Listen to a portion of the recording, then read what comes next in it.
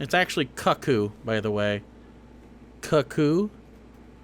Like that. That is how that works. So here's Michael Knowles doing the transphobia. Let's hit it real quick. Consider the kind of people who are talking about science in this way, in this Okay. deified way. They're talking. Why do they always do that? Science in a deified way. Because he is a religious person, by the way. He thinks God exists, like some sort of fucking teenager. It's weird. About it like science is God, like science is everything. Science is just science. Look, science is not a god. This is so weird. And I don't know why they do that. It's a thing that religious people do to like bring it down to your level. No. Science is the vehicle through which we explore the natural world, right? It's like the highway, and you drive in your car.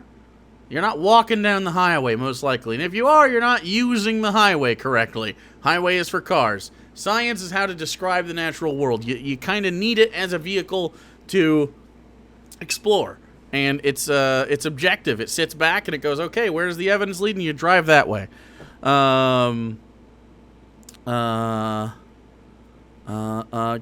Give me a link to that, Last Dinosaur. Anyway, so he's gonna be like, I'm the science one here. Here's me doing the science. The pro-science guy, Andrew Cuomo, had the worst response to the virus. Nope, the president did. The anti-science guy, Donald Trump, had a much better response to the virus. No, he didn't. All the pro-science states, like California is just so dense, it's really hard to do so. But Michigan's a great example. Michigan is a fucking fantastic example of when you take the science seriously and listen to the CDC, how well you can do during a global pandemic. Top 7 in transmissions, which means low transmissions. Top 10 in economy during this entire thing. I'm just saying, Michigan doing pretty okay. Gretchen Whitmer doing pretty okay. I'm just tossing that out there. Okay? All the states that took the virus seriously are doing good. All of them that didn't take it seriously are doing poorly. Even at the state level, people were always attacking Ron DeSantis in Florida, who had a much more elderly population than in New York. He's the anti-science Republican. He handled the virus much, much better than the pro-science guy. No! What are you talking about? Wait, then Florida did better than California? Isn't it the worst state?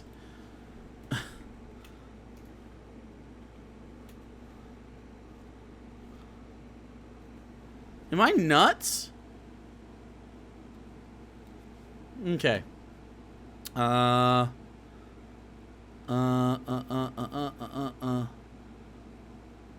Let's just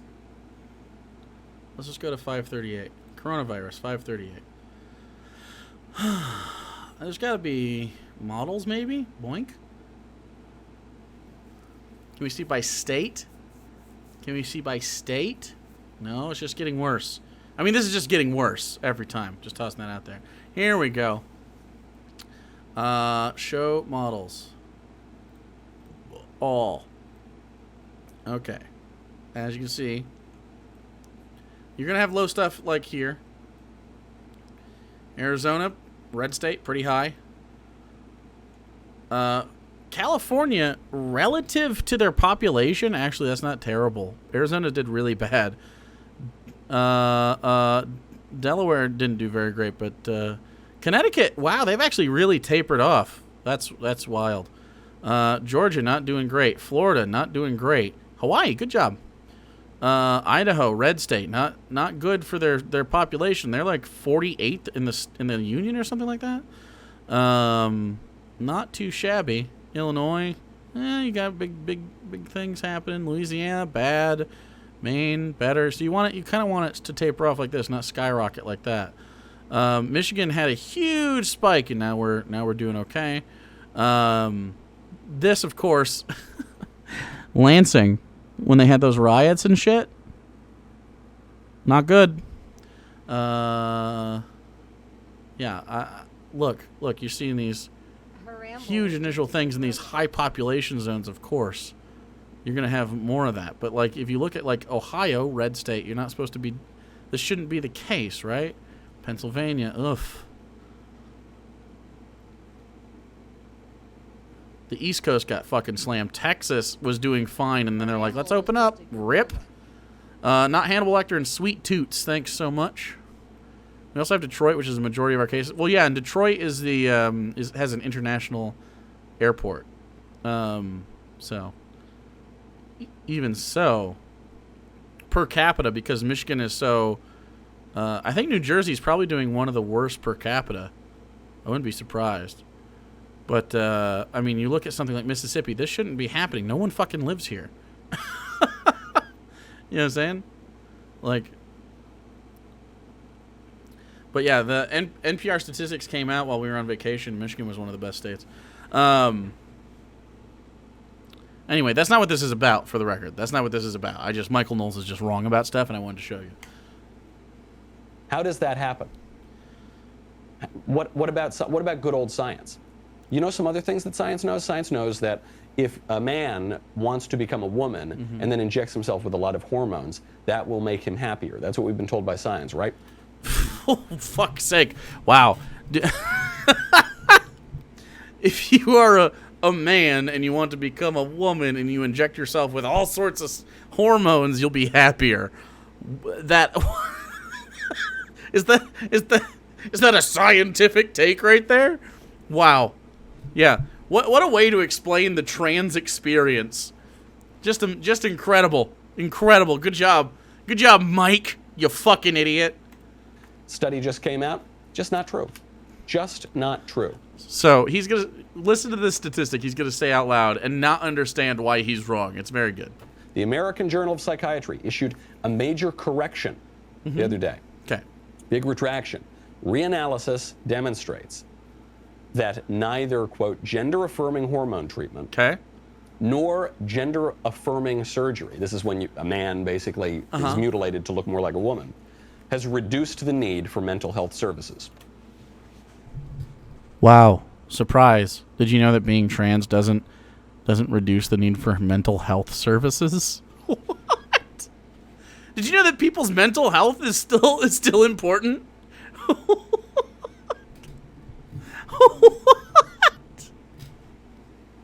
Yeah, we're skipping over the mutilated part. You know he's going to say stupid shit like that. But he doesn't even understand that this right here, it doesn't this, by the way, but the public discourse, this is not the correct way to read this. Public discourse is stupid. Provides no mental health benefit. No. It says that it doesn't reduce the need for mental health services. You still need mental health services. Mental health is a thing you need. This isn't surprising. No leftist goes, yes. Yes. No trans person, no trans ally goes, yes. Once you cut your wiener off and make it a vagina, everything's fine. Have you considered that there might be other things that go along with that? Hormone therapy and gender affirmation surgery, very important. Very, very important, okay? You need mental health services in conjunction with a lot of these things because people like Michael Knowles exist. There isn't societal acceptance about this. And like to deny the fact that someone who has lived in the wrong body quite literally their whole life, you think they might have a few fucking mental health needs that are... Come on. It's like so fucking done. I know the penis doesn't get cut off. I know it doesn't. I'm saying, like, that's the way they talk about it. Pee-pee cut off! Now you're trans! Like, obviously that's not what happens. It's just so fucking dumb, dude. It's so dumb. Urban Cryptid. I had top surgery 2 months ago. Congrats, by the way. But apparently my anxiety disorder wasn't stored in my boobs. Isn't that weird? Isn't it weird how you still... Whoa! Mental health is affected by multiple things. Help, my face is stuck in a permanent smile of mind-blown confusion by his words. Please send help. Anxiety is stored in the balls. Jesus Christ. No mental issues I have to work through at all. Good to know that will all be taken care of when I get a neo vagina, and it will be a work of art, for the record. Yeah, it's just so fucking stupid. It's like obvious. No one thought this was the case, and so it's just editorializing. This goes, look, and then this was put out by Public Discourse. They say gender anxious people deserve better. I kind of like that term. People who have anxiety about their sex. It sounds kind of PC, but it's a little more accurate than some of the PC terms for transgenderism or whatever it is. We were told by science, remember settled science, that people who are confused about their sex need to mutilate themselves, and we need to do... Jesus fucking Christ, bro. Using the term mutilate. So the science is still in. Again, he didn't read the study. He read that blurb from an anti-trans think group. Okay. Again, the point is that it doesn't reduce the need for mental health services. Not that it doesn't make you happier at all. Like the science is in 100%. It's unequivocal. It is proven science that if you get gender affirmation things at all, things that affirm your gender, even non-surgical things, even non-medical things, gender affirmation in whatever form it takes helps every time it does.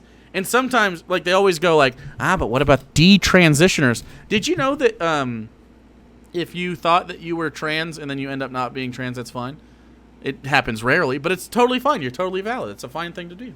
No one tricked you. No one was doing anything. Like, you just discovering your own life is how it works.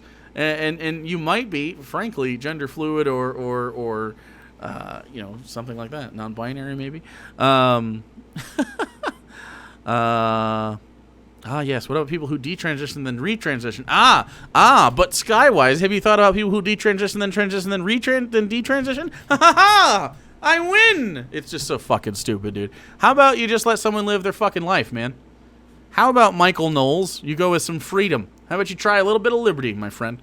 And you go, you know what? If you want to live a certain way, I want you to live that way. It doesn't hurt anybody else the way that you are. You're valid, and I love your fucking face, okay? You go be whoever you want to be. You fucking fool. Even Michael Knowles, I would 100%, like, if Michael Knowles, and he's a little femmy, right? That's fine. He's a little twinkie, which is good. That's fine. He can be that way. He doesn't have to be this bastion of masculinity to be considered a man. There's no way he could get this full Cobb energy, okay? I obviously am the alpha wolf in this here pack, but, like the way he expresses his masculinity is 100% valid. He's just a chud. You know what I mean? There doesn't have to be a certain aspect of masculinity that you have to get to. Even for chuds. Isn't that wild? Isn't that wild? I do love your face. I love your goddamn faces, okay? So, it's just weird. It's just weird. Like, why not go with liberty? Why not go with, like, okay, whatever you want to do, go for it. Do it. Done. Do this to children, too. We need to inject them full of hormones. We don't inject children with hormones. And castrate them. No one castrates children. That's not a thing. No one's doing that. Big alpha Cobb energy, hell yeah. And permanently change their bodies. Nope. For the record, just so everybody knows that Michael Knowles is a goddamn fucking fool, castration and hormones are not given to children prior to usually 18, maybe it 17, 16, depending on. But they're mostly blockers, usually puberty blockers, because did you know that if you are say a trans woman, okay? And so that means you have dude bits probably. You got your balls and you got your pee-pee, okay? And you probably have secondary sexual characteristics that would be considered male. All those things happen, okay? All those things happen, and then going through puberty, which is already, as we know, across the board for everybody that's involved, even cis people, puberty can be fucking confusing and weird, okay? Puberty is a really weird time for everybody's life. You're hyper emotional, you're very horny, or you know, you're really something's going on down there with your bits. You grow body hair, stuff like that. Imagine how dysphoric puberty is for those that don't want to go through that process. And if you're a trans man, then you're getting breasts, you're having a period, stuff like that. Like this is not okay. We shouldn't be allowing this very harmful thing to happen from a mental health perspective. All you got to do is you can put a hold on that. That person can seek mental health counseling, which is often what happens. And I don't think there's doctors who sign off on transition that don't require mental health services prior to that. I could be wrong. At least in Michigan, that's not the case. You have to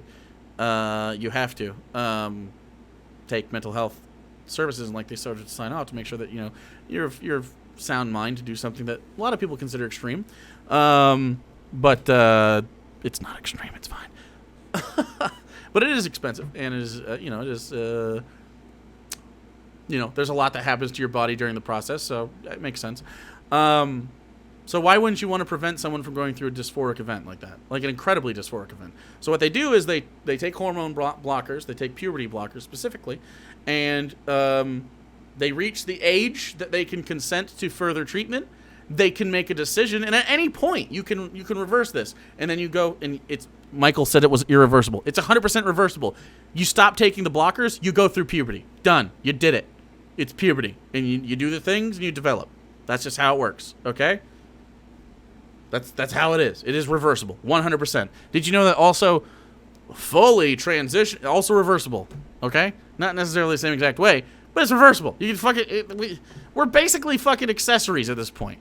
Medical science has gone so far to where you can basically swap your shit out whenever you want, man. Cyberpunk is gonna blow fucking Michael Knowles' mind, dude. It's gonna blow his fucking mind. Because it'll make them feel better. Turns out, no evidence of that whatsoever. Wrong. That's not what the study says. Again, the study says specifically, not that it doesn't help. It says that there's still mental health services are needed. Those are required for a lot of people, and trans people are definitely part of that.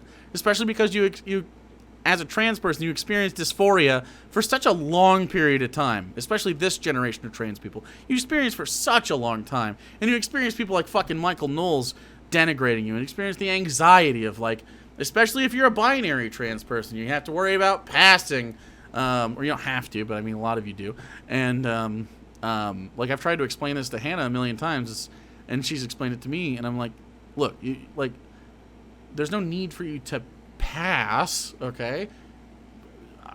But I understand why you feel the need to do. So if we can disconnect the idea that you absolutely must to be valid, and more that you want to be happy, these are important aspects of your life. You don't need to be valid. You want to be happy. This one is definitely super important, okay? You might need to be happy. That's also valid.